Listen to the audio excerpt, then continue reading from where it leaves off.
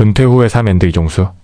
나는 이제 7,000명을 넘기고 얼마 남지 않은 시점에서 직장 생활을 떠올리자니 은퇴 후가 슬슬 걱정이 되었다. 은퇴 후를 대비해 준비해야 할 5가지가 있다고 한다. 그것은 1건 2처 3사 사제오, 즉 건처 사제오라는 것이다. 은퇴 이후의 삶에서 기묘하게 필요한 것들을 함축해 놓은 말이라 할 수 있다. 첫 번째는 소중하고 귀한 건강이다. 재산을 잃으면 조금 잃는 것이고, 명예를 잃으면 많이 잃는 것이고, 건강을 잃으면 모두를 잃는 것이다 라는 말이 있지 않은가? 건강의 중요성에 대해서는 누구도 부인하지 못할 만큼 공감대가 형성되어 있다. 머리도 희끗해지고 치아도 빠지고 육신이 노쇠해지기 시작하면 다시는 되돌릴 수 없다는 것을 명심해야 한다. 왕성한 제2의 삶을 살기 위해서는 건강을 잘 유지하는 것이 필수 불가결한 요소이다. 두 번째는 배우자, 즉 아내에 관한 것이다. 인생을 긴 안목으로 볼 때 인생 3고 중 하나로 중년 상처가 꼽힌다. 한창 자녀 뒷바라지에 손이 많이 가는 시기에 아내가 덜컥 세상을 떠나버리는 것이다. 부부가 오래도록 해로하는 것이야말로 더없이 큰 복락 중 하나이다. 참고로 인생 3고의 나머지 둘은 초년출세와 말년무죄이다. 세 번째는 일상적으로 할 수 있는 일이다. 직업적인 일일 수도 있고 그렇지 않은 일일 수도 있다. 자원봉사 같은 활동도 이에 포함될 수 있으며 불규칙적이고 간헐적인 일도 해당될 수 있다. 예전과 같은 직이나 직책이 아니더라도 꾸준히 매달릴 수 있는 업의 성격이 강한 무언가가 필요하다. 그냥 무의도식해서는 안 된다는 것이다. 퀴촌하여 텃밭을 가꾼다거나 집안에서 화초를 돌보는 것도 일의 일부가 될 수 있다. 소일거리도 하나의 패러다임이 될 수 있다는 말이다. 단조로움이나 권태를 극복할 수 있을 만큼 나름대로 의미 있고 유익한 일상이 필요하다. 네 번째는 재물이다. 은퇴 후의 삶을 즐기기 위해 어느 정도의 재산이 필요하다는 것은 누구나 공감하는 바이다. 대략적인 통계에 따르면 약 18억 원가량의 자금이 준비되어 있으면 그럭저럭 편안하게 노후를 즐길 수 있다고 한다. 물론 개인차가 있겠지만 남에게 손 벌리지 않고 자력으로 안락한 노후를 보낼 수 있는 수준이라고 한다. 다섯 번째는 친구이다. 서로 마음을 터놓고 기쁨과 슬픔을 함께 나눌 친구가 있어야 한다는 것이다. 그러한 친구가 5명은 필요하다고 한다. 동양화 모임이든 운동 모임이든 간에 어떤 형태로든 함께할 수 있는 친구 5명 이상이 필요하다는 것이다. 인생의 먼 뒤안길에서 돌아보았을 때 갖가지 회한이 남을 수도 있겠지만 미리미리 준비하고 대비하는 마음 자세라면 남은 생을 보람되고 유익하게 즐길 수 있지 않을까. 통상 은퇴 후에 평상심, 즉 보통의 마음으로 돌아가 평범한 범부로 적응하는데 최소 2년이 걸린다고 한다. 이웃 아주머니가 아버지라고 불렀을 때 그것을 자연스럽게 받아들이기까지 대략 2년이 걸린다는 말이다. 수년 동안 지시하고 통제하며 군림하던 삶에서 벗어나 홀로 모든 것을 해결하고 이웃과 어울리는 평범한 시민으로 돌아오는데 그만한 시간이 필요하다는 것이다. 30여 년의 조직 생활이 몸에 밴 만큼 소시민으로의 전환에는 별도의 시간과 노력이 요구된다. 급작스러운 환경 변화 자체에 적응하는 것도 결코 쉽지 않을 것이다.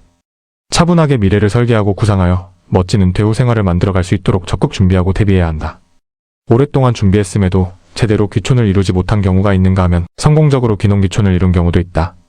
어떻든 은퇴 후의 인생 설계는 주도 면밀하게 준비하고 다양한 검토 과정을 거쳐 신중하게 결정할 필요가 있다. 이와 같은 건처사제오는 남성의 이야기이긴 하지만 50을 넘긴 남자라면 누구에게나 해당되는 이야기가 아닐까 싶다. 그렇다면 50을 넘긴 여성에게 필요한 5가지는 무엇일까? 그것은 건달제우치라고 한다. 두 번째부터 다르다. 남편보다 속마음을 나눌 수 있는 딸이 필요하다는 것이다. 자신의 애로와 아픔을 함께 해줄 딸이 있어야 진정한 위로를 받을 수 있다는 말이다.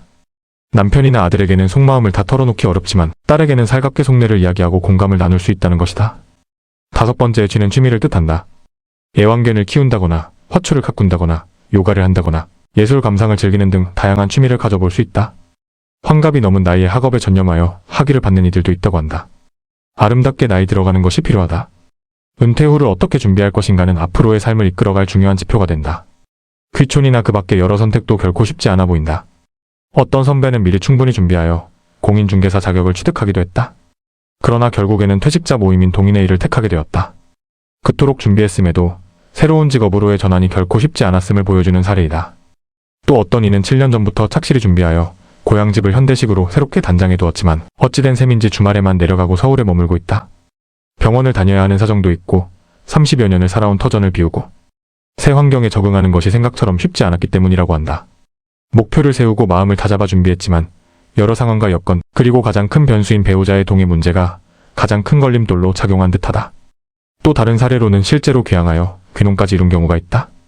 자신의 건강도 건강이지만 부부가 함께 300평 규모의 농지에 갖가지 농작물을 재배하며 바쁘고 알차게 생활하고 있다. 어느 것이 정답이라고 단정 지을 수는 없다. 저마다 삶의 지향점이 다르고 우여곡절도 다른 만큼 무엇을 기준으로 삼고 어떻게 준비해 나가는가는 사람마다 다를 수 있기 때문이다. 다만 그 선택이 과연 옳았는지는 선택한 본인만이 판단할 수 있을 것이다.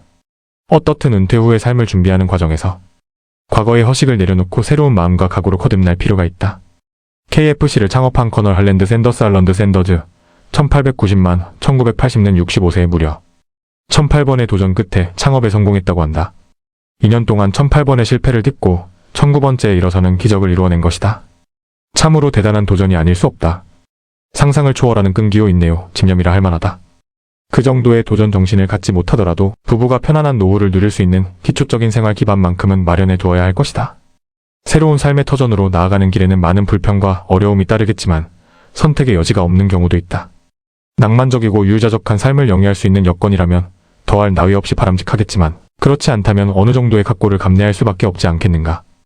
부모를 봉양하고 자녀 뒷바라지에 열중하느라 정작 은퇴 후를 준비할 여력이 없었던 베이비붐 세대의 은퇴가 줄을 잇고 있다. 한국 경제 발전의 주역이었으며 선진화의 밑거름이 되었던 그들에게도 어김없이 황혼이 찾아왔다. 나라 발전을 위해 몸바쳐 수고했건만 어느새 역사의 뒤안길에서 자신의 안위를 걱정해야 하는 처지에 놓이게 된 것이다. 부모를 봉양하고 자녀도 남부럽지 않게 키워냈건만 자립시켜놓은 자식들은 나 몰라라 하는 세태가 되어버렸다. 하소연할 길도 없어 한탄 섞인 푸념만 되풀이할 뿐이다. 이제는 스스로 노후를 잘 설계하여 평안하고 기쁨 가득한 여생을 보내는데 열정을 쏟아야 할 때가 아닌가 한다.